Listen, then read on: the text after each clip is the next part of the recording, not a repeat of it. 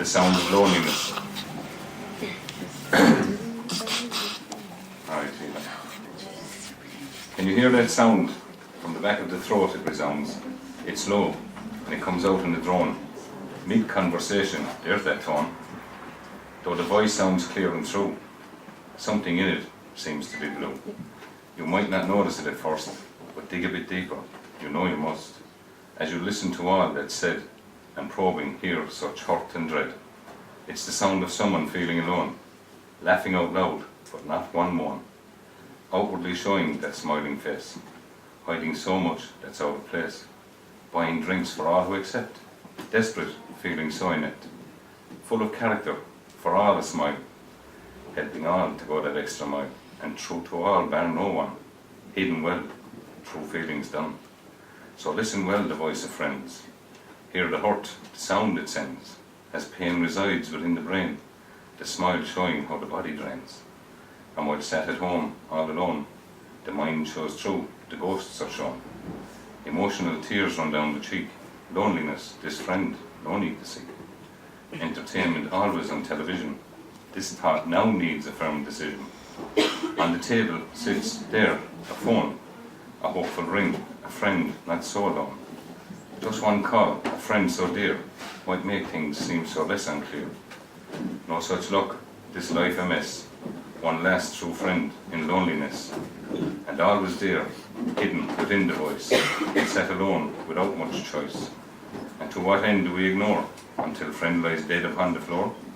And while laying there so very dead, might we have heard that voice instead, and paid it ears that would pay heed, failed to comfort those in need. That voice so hearty, hale and loud, hung lonely, sound, now in a shroud, and yet to hear the voice to moan, now buried under marble stone. Yet stood beside that voice unheard, wishing it were not interred. As all ages stare looking down, loneliness creeps upon our frown. To any friends it seeks to find your loss, the doorway unto your mind. With no one care just how you feel, and loneliness your life might steal. Mindful now of all you meet, saying hello as you stop to greet, asking how are you this day? Spare the time and hear all they say. Loneliness, I now know your sound. Unwelcome, this here is holy ground. I hear your voice, your cursed drone. You buried your last beneath this stone. I cast you now beneath this ground. Alone I sit, but friends surround.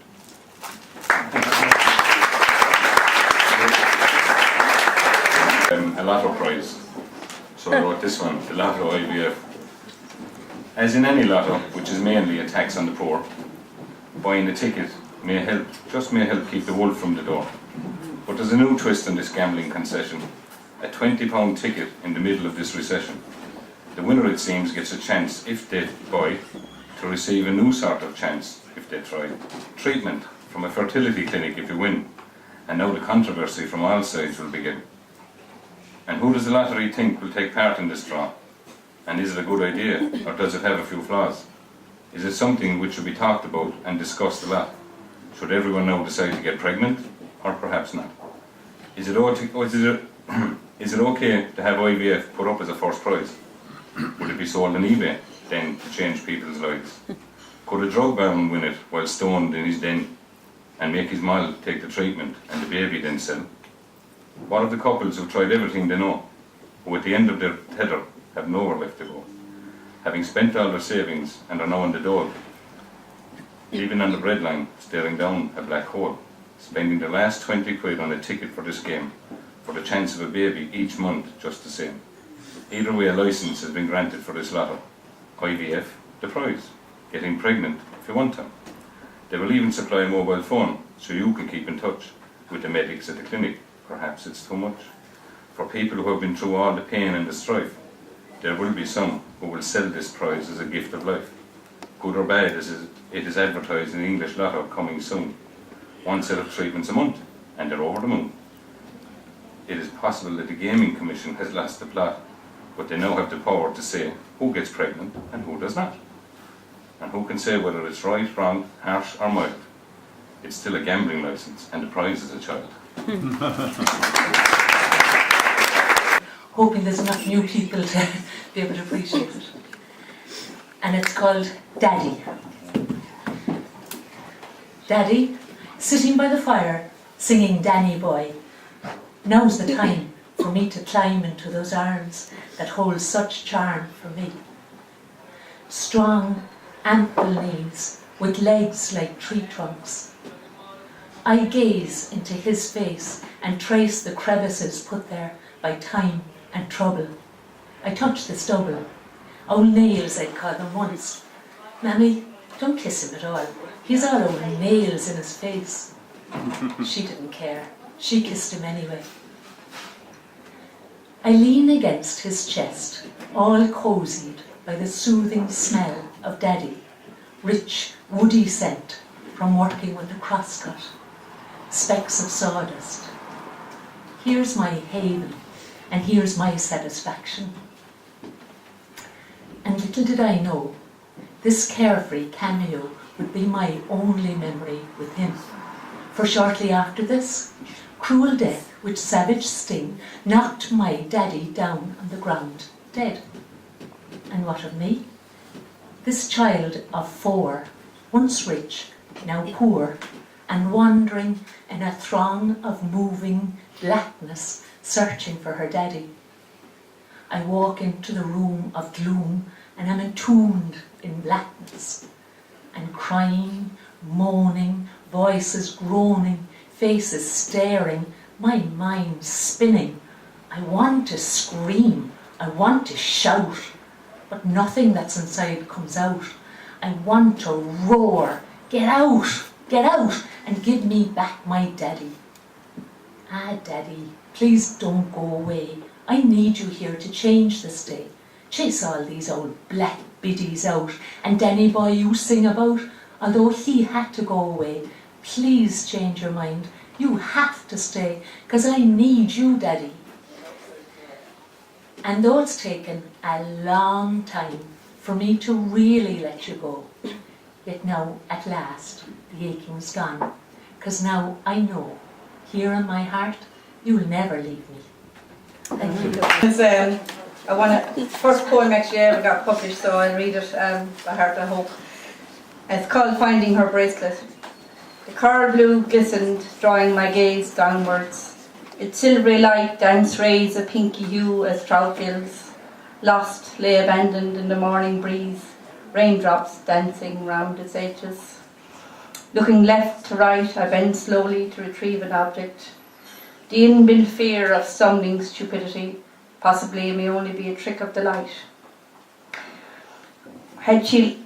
Oh God, I've lost it. And the leader. Had she lost in colourful performance between shows, conjuring up an image of grandmother, perilously oblivious to her loss. I didn't get it right, but sorry, it's been a tough week, thank you.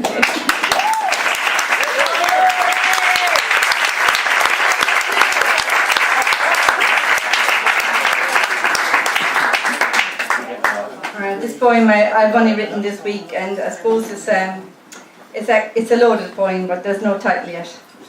Longings too deep to sustain, real love stolen, segments torn apart as Satsuma, pips prodded, skin peeled, poked raw.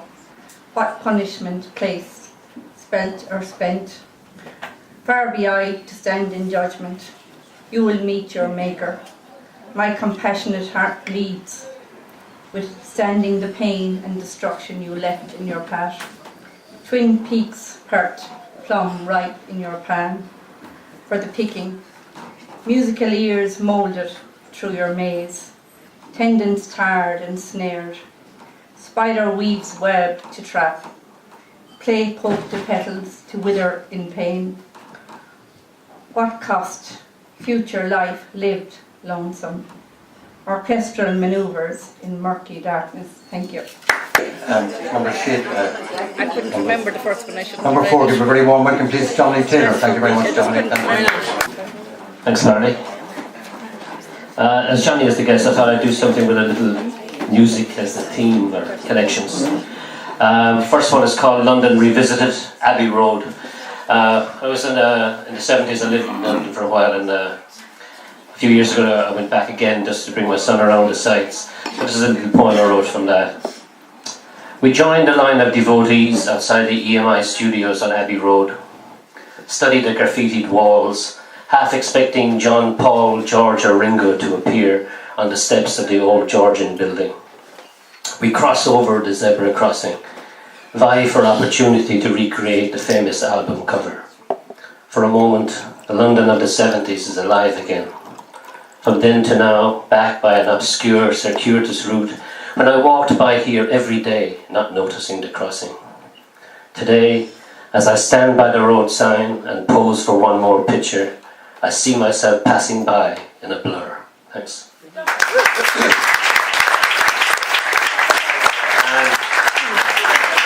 this is one for the Whitehouse book of comic verse, soon to be published, I think. It's called My Son's Joined a Rock Band. My son's just joined a rock band. He says they'll be famous this time next year. They've even got themselves a manager and a roadie to lug around the gear. They've got it all worked out. They've got a 5-year plan. First, they'll take America by storm, and if that fails, well, there's always Japan. He plays the lead guitar, and his best mate's the drummer. They reckon they'll be millionaires sometime round next summer. So he's giving up the schooling, says it's hardly worth his while. He'd be better off learning to play Hendrix's Voodoo Shile. They practice day and night. He says it's worth it for the rewards, but there's something I can't figure out. He still only knows 3 chords. They've got advice from Louis, and they've got a presence on the net. They've even had their demo tape stolen by a fan who did it for a bet. I think they need some singing lessons, because they sound like they're howling at the moon. But he tells me their music's called trash metal, so it's good when they're singing out of tune. He says, though, that they're serious about it. They're even prepared to live out on a van. So I give him all the encouragement needed, because he just might turn out to be my pension plan. Thanks, Barney. I read this poem here before, but I didn't have anything else. Gabriel. Slouched upon the footpath, he hugged a brown paper bag.